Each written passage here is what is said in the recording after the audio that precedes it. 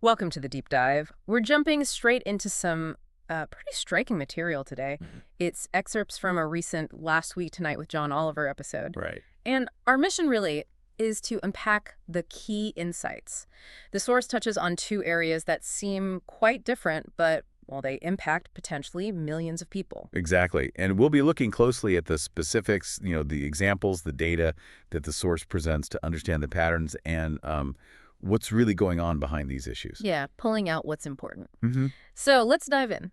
First up, something really high level, presidential pardons. And then we'll shift to the absolutely critical but often unseen work of air traffic controllers, the people keeping our skies safe. Okay, let's do it.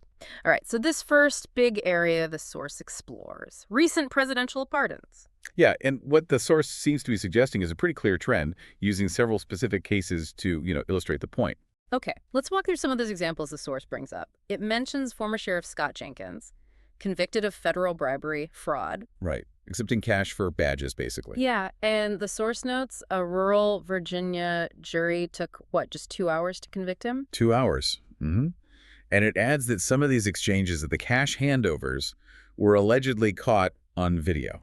Wow. And the perks people were supposedly after with these badges, things like trying to skip TSA lines. Right. Or get early COVID vaccines, avoid traffic tickets, even helping a felon try to regain gun rights. But the source is careful, right? It points out these weren't necessarily real perks they got, just things people reportedly attempted. That's a key distinction. But the timing on Jenkins, pardoned the day before he was meant to report to jail. The day before. And the source frames this not as just a one-off. It follows earlier pardons, including, I think, over 1,500 January 6th rioters. That's what the source states, yeah. Yeah. It's presented as part of a pattern. And the trend, according to the source, also includes figures like John Rowland, former Republican governor convicted in an election fraud case. Mm-hmm. And Michael Grimm, former Republican congressman, felony tax evasion. Right, Grimm. The source even includes that pretty intense quote attributed to him threatening a reporter, "I'll break you in half like a boy." Yeah, it includes that. And then it gives this broader context, saying most Republican congressmen convicted of felonies this century have now been pardoned or granted clemency. Okay, and then the source seems to pivot towards examples potentially linking pardons to financial support. Right.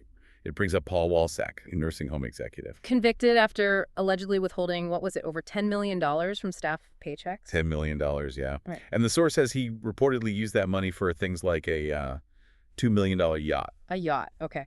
And the connection the source highlights, he was reportedly pardoned shortly after his mother attended a fundraising dinner. A $1 million per plate dinner, yeah. For the president's super pay. Just 3 weeks before the pardon. Right. The source really puts those numbers side by side. The $1 million dinner contribution versus the $4 million restitution payment Walsac reportedly avoided because of the pardon. It's a stark comparison presented by the source. And the source mentions the family posted this photo online, mother and son, with a quote from Psalms. Yeah, Psalm 34.19. The righteous person faces many troubles, but the Lord comes to the rescue each time. The source suggests this implicitly acknowledges the situation. Interesting framing. Then there are the reality TV stars, Todd and Julie Crisley. Yes. Sentenced to 12 and 7 years. The source calls them career swindlers. Right. Allegedly defrauded banks of over $30 million, stiffed vendors, dodged taxes, all while, spending big on luxury goods. Mm-hmm. And their pardons, the source notes, came after their daughter Savannah made these public appeals. Including appearing on Fox News, speaking at the RNC. That's right, where she reportedly talked about a two-faced justice system and framed Trump's conviction as being to make America great again. That's how the source presents her statements. So pulling this together, the pattern the source suggests is, well, it seems to be pointing towards pardons extending to supporters, maybe financial backers. That seems to be the implication presented.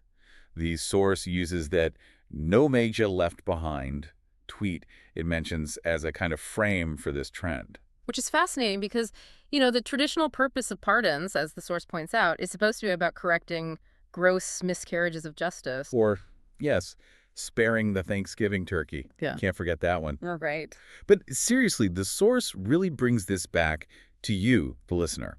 It raises the question of how this really significant power is being used and maybe why. Especially when compared to what the source calls horrifying miscarriages of justice that maybe don't get that presidential attention. It's definitely food for thought, based on the examples given. Okay, let's completely shift gears now. Big Right. transition. Okay. The source moves from, the heights of presidential power down to something critical for millions every day. Air travel safety, specifically air traffic control. Right. And the source starts by saying, look, commercial flying is statistically the safest way to travel. That's a fact. And it credits the largely unsung heroes for that, the air traffic controllers. Absolutely. The source calls them guardians of the air, orchestrating this symphony of aircraft. Constant vigilance. There's a quote in there from a former controller that really nails it, doesn't it? About the job being... Oh, yeah, the breakdown. 95% boring and routine, 3% exciting and routine, 1% exciting and a little like, okay, this is not routine, and 1% holy fuck, okay. That perfectly captures the intensity, right? That tiny percentage where things can go wrong fast. Exactly. And the source points to several recent incidents suggesting the system is, well, under serious strain. Yeah, these near misses at details are frankly terrifying. A Citation jet nearly landing on a Southwest plane in San Diego. A FedEx plane almost landing on another Southwest flight in Austin. A business jet pulling onto the same runway as a landing JetBlue in Boston. Just reading about them is enough to make your palms sweat. The source finds them incredibly alarming. Absolutely. And it's not just near misses. The source talks about operational breakdowns, too, like those huge delays at Newark. Attributed to an air traffic control staffing nightmare, yeah. And system outages where controller screens just went dark for up to 90 seconds. 90 seconds. Can you imagine? The source notes it was so stressful, multiple controllers actually requested trauma leave afterwards. Trauma leave. Wow. This source also mentions the tragic collision at Reagan National Airport killed 67 people. Happened right after Trump's inauguration. And it includes his reaction, the one comparing it to golf balls somehow not hitting each other. Right. And the source says a preliminary report on that crash suggested a controller shortage was a factor. One person doing multiple jobs. That's what the report suggested, according to the source. Mm-hmm. And then just 2 months later, another close call at Reagan, followed by news about a supervisor allegedly punching a controller. Yeah, leading to mental health professionals being dispatched. It paints a picture of a really stressed environment. Yeah. And all this seems to stem from the staffing shortage, the source details.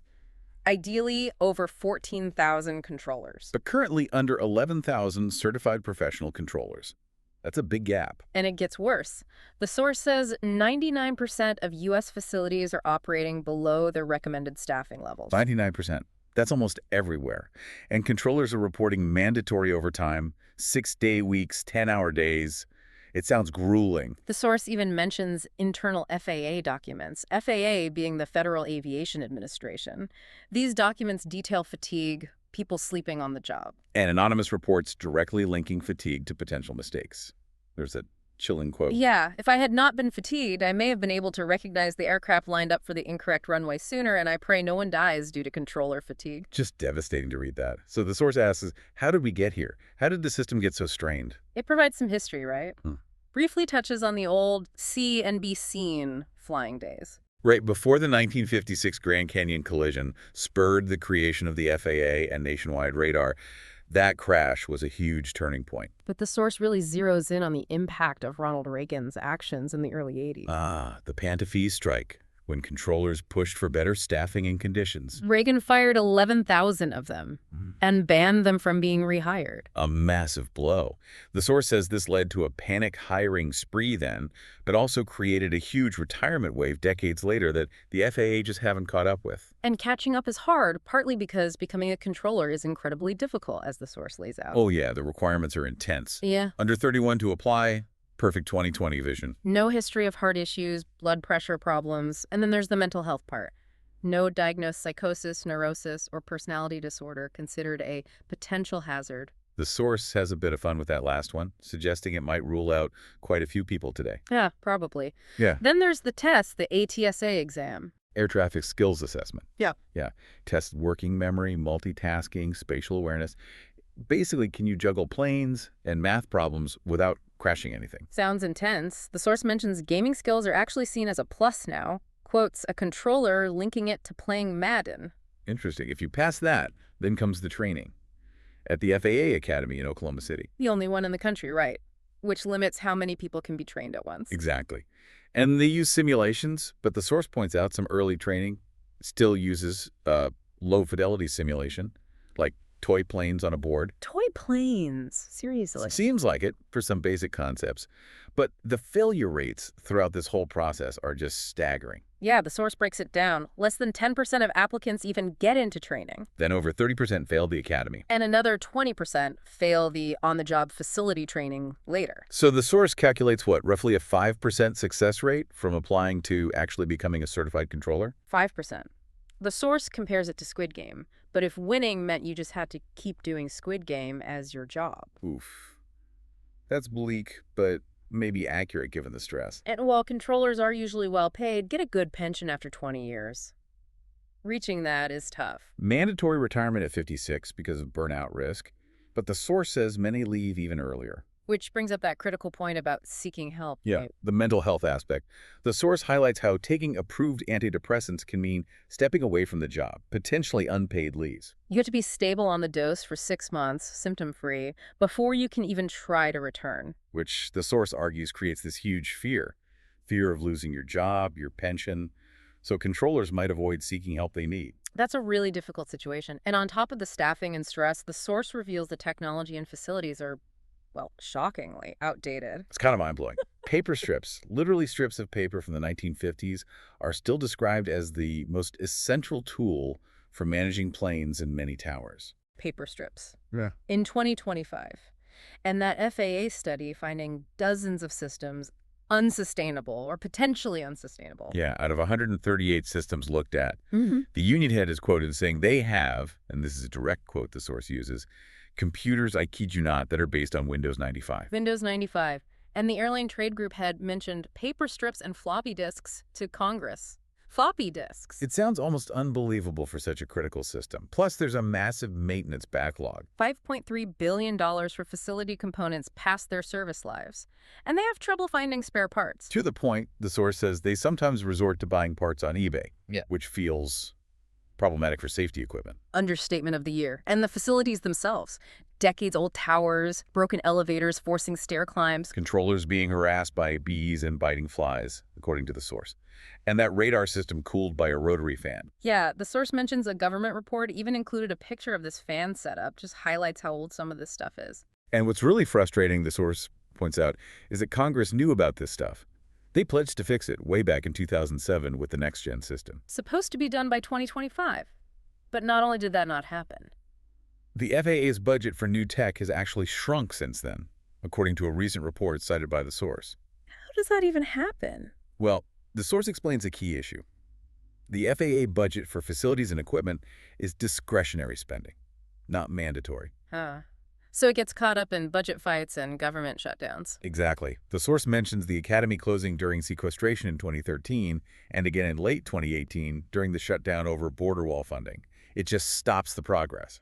There's that clip the source includes of a supervisor trying to explain why broken equipment is bad using a lawnmower and scissors analogy. It just shows the struggle. It really does. So, okay, solutions. What does the source say about fixing this mess? Well, it touches on a few things. Privatization was floated by Trump, but the source mentions a congressional report found no evidence it'd be better. Right. More recently, Transportation Secretary Shan Duffy has talked about increasing staffing. The source notes Duffy offered trainees a pay bump, plans to expand training beyond just Oklahoma City. That seems positive. However, the source also attributes comments to Duffy blaming problems on diversity initiatives.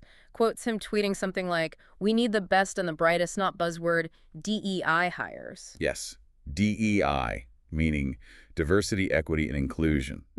The source explicitly calls those comments, quote, both racist and utterly divorced from any of the issues at the agency.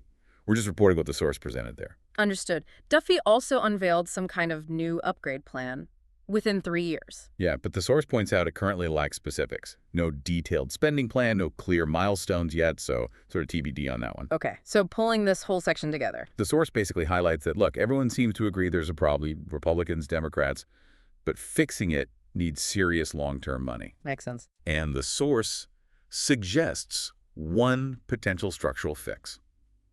Make FAA facilities and equipment mandatory spending. Take it out of the yearly budget battles. That could help shield it. Could help.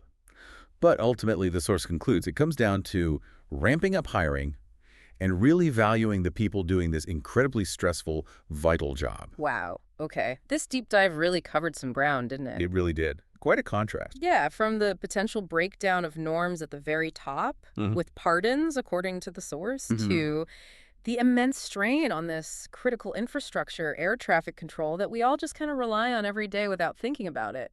And that's the connection back to you, listening. You fly, right? You trust that complex system is working perfectly. Absolutely. And you also hear about justice, fairness in the system. The source kind of pushes us to ask, what's holding these things together? Is it perfect design? Is it just incredibly dedicated people under immense pressure? Or sometimes is it? Well, just hoping for the best, like miracles. That analogy the source used, air traffic control, as a video game. Yeah, constant action, high stakes. No pause button, no extra lives. Exactly. So thinking about everything we've unpacked from the source, the justice system examples, the air traffic system strains, what does it really mean when this game has such huge real-world consequences for all of us? Yeah. But the rules, the resources, even the players, they all seem increasingly stretched thin or inconsistent. That's the question, isn't it? Something to definitely think about.